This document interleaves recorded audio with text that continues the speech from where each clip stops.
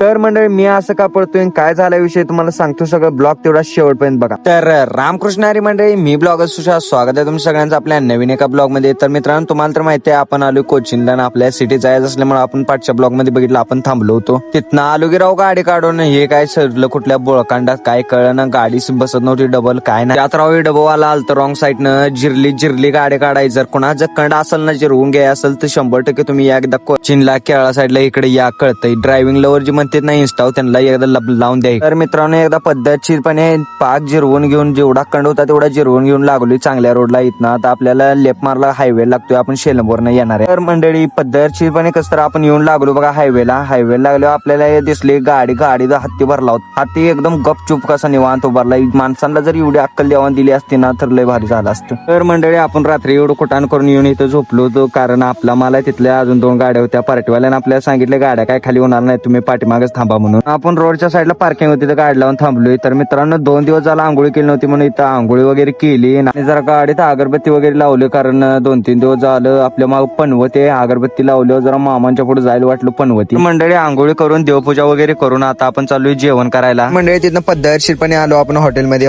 आलो, जेवण वगैरे केलं आणि तिथनं आपण आलो. तर आपल्याला आपलं 2 मित्र गाठ पडलं. मित्र म्हणलं रोज स्टिंग पितोय, स्टिंग चांगली नसते म्हणून तुला चांगलं काय तर पाजतो म्हणून वाघाने लिचीचा ज्यूस पाजला. मला तर माहिती आपण फुकटचं काय सोडत नाही. ज्यूस प्याला आणि येऊन डायरेक्ट झोपलो. आता का तर रात्री काय झोप पूर्ण झाली नव्हती. आता आपल्याला काय काम पण नाही, निवांतपणे झोपून टाकायचं आता पद्धतशीर. पण तर मंडळी भेटू नेक्स्ट ब्लॉग मध्ये. ब्लॉग कसा वाटला कमेंट मध्ये नक्की सांगा. ब्लॉग आवडल्यास लाईक शेअर आणि फॉलो करायला तेवढं विसरू नका.